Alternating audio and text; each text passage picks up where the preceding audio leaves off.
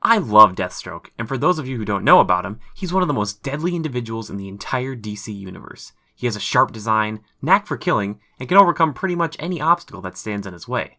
With rumblings of him being featured in the new Batman standalone film, I thought I'd take some time to describe what a proper video game featuring DC's Terminator would entail. Deathstroke's real name is Slade Wilson, an ex-army soldier for the US turned into a living nightmare. For the uninitiated, Slade underwent an experiment that was designed to overclock a person's adrenal gland to resist various truth serums. What resulted instead was a host of new abilities that would make Slade nigh unstoppable. He has a whole laundry list of abilities which include, but are not limited to, enhanced speed, which allows him to run upwards of 60 miles per hour, enhanced strength, which affords him to bench press about 1 ton's worth of weight very easily, enhanced reflexes, which allow him to avoid point-blank gunfire, enhanced senses, enhanced durability, a regenerative healing factor, and a limited type of precognition, kind of like Spider-Man. The most powerful of all these abilities is his enhanced intellect. The serum's effects caused Deathstroke's body and mind to be destroyed. Then, it rebuilt it and fortified it in all those ways I just mentioned, but its brain was also rebuilt. After the experiment, Slade could perceive things 9 times faster than he used to be able to. On top of that, he has unlimited storage in his mind and is constantly problem-solving, and can formulate ideas to overcome any obstacle, even the Justice League. All those abilities would make him quite a formidable opponent, but no, it gets even better. Deathstroke utilizes an entire arsenal of weapons that are meant for killing high-priority human targets, or even crippling the likes of Superman himself. Along with katanas, SMGs, automatic pistols, sniper rifles, automatic rifles, flashbang grenades, fragmentation grenades, smoke pellets, and just about every other weapon you could think of, Slade uses his Promethean sword, which can absorb a nearly limitless amount of energy, and a Promethean lance, that too can absorb that energy, but can discharge its powerful blasts as well.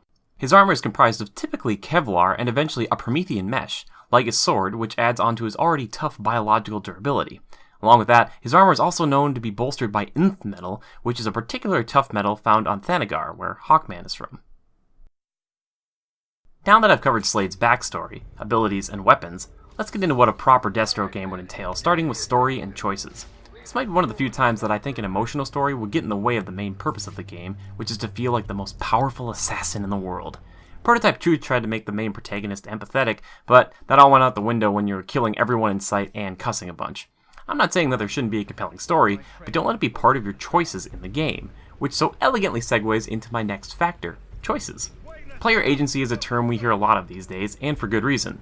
Well, first, it's a PR buzzword, and second, people like to play games where they feel like they can choose how a mission plays out. Some games do this quite well, like Metal Gear Solid 5, or other games attempt to afford this to you, like Assassin's Creed Unity. From what I played in Metal Gear Solid 5 Ground Zeroes, or saw from Metal Gear Solid 5, it would give you a mission and a bunch of tools to try and complete it. Assassin's Creed Unity even gave you multiple points of entry to get to your intended target. This is something that Deathstroke game must have. I imagine the levels being more akin to something like the old spy game Alpha Protocol, where you'd start at your base and fly to a destination. Once there, you had a decent-sized level to explore and manipulate. Picture a military base. You get dropped in and know your target is in a fortified office building at the center. You can make your way quietly to him, dispatching as many or as few guards as you'd like. Your enhanced speed and precognition allow you to move quickly and quietly, while Deathstroke's amazing brain plots out all the guards' routes and potential hiding places. If that isn't your style, then go in with dual SMGs and an assault rifle, allowing you to carve a bloody and not-so-subtle path to your target. Or sneak in on a weapons truck that is bound for that office building, where your target must test and modify the incoming stash. Finally, maybe you want to live out your Deadshot fantasies and make your way into a central guard tower with a sniper rifle, waiting for the perfect moment to fulfill your contract. This is just one instance, and that's not even discussing your escape route, which may be easier or harder depending on how many guards you took out along the way. These choices allow players to make their own mini-narratives without even realizing it, thus leading to fonder memories and the chance to go back and play them in a different way the next time. Contracts would also factor into your decision-making as well. Back at your hideout, various jobs would pop up and you could decide if you wanted to take them on at all. A new mission just came in that is quite difficult due to the amount of security and protection of the target, but the payout is immense and your reputation would grow consequently. Or take a bunch of small jobs that you can crush whilst building the cash you need and honing your lethal talents along the way. All that being said, I think an overarching story is still somewhat necessary, but it could even whittle down to being in the middle of an arms race between a warlord, an agency, and even potential supervillains. Taking out certain bounties against each group would diminish any favor you might have had with them, but reinforce one that you saw more potential in. This concept isn't new, however, and remembering that you are in it for yourself over any group still needs to be the driving factor. Pitting them against each other can be quite profitable to boot. Heck, if you wanted to, you should be able to wipe out every group regardless of money and or tech.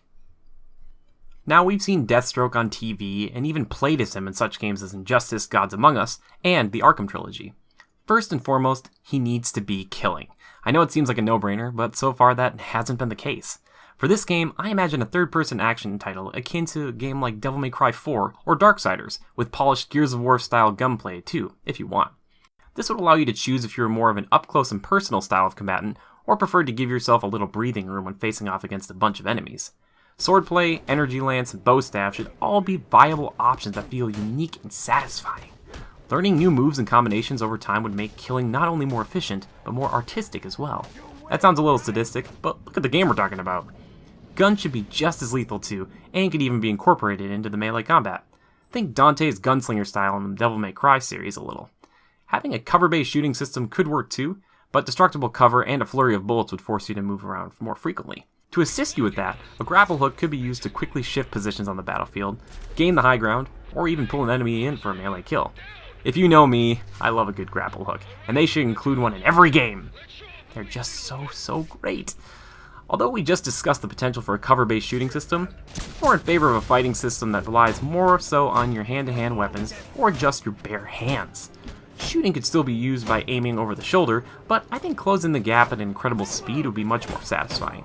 With his healing factor, biological resilience, and super tough armor, most bullets will bounce right off of you after you've garnered enough funds to procure it.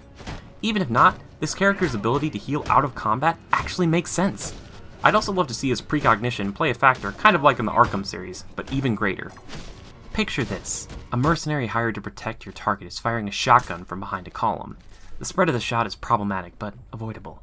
He fires much more erratically after watching his own comrades get eviscerated. You hear him fumble to grab some more spare ammo. Now is your time to strike. Like an apparition, you appear before him.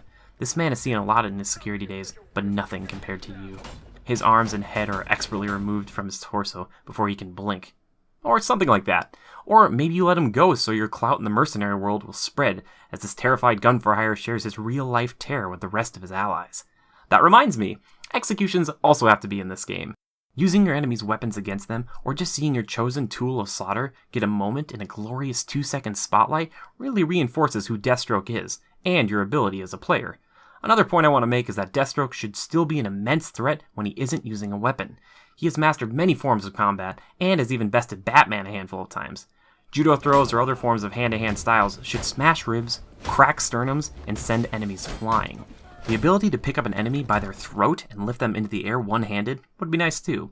You could possibly even interrogate this individual to gain some new info, Batman Arkham style. He has even been known to have crazy fits of rage, which could act as a kind of unstoppable mode once he took enough damage. All of this ties into a more natural progression system. Unlike most games that see you gain experience for performing certain tasks and using skill points to magically learn a previously unknown ability, Deathstroke would upgrade his skills with which weapons you typically favored. Like his Promethean sword? Great, but you have to wield it enough in combat to learn new combos or techniques. Enjoy his guns? That's fine too, but using them more would make you reload faster, target weak points more efficiently, and allow you to use them more like they do in Equilibrium. After completing a mission and successfully escaping, you could practice these moves in your own personal training area / dojo. Then with the funds you gained, you could purchase even better dual katanas or a handy new explosive.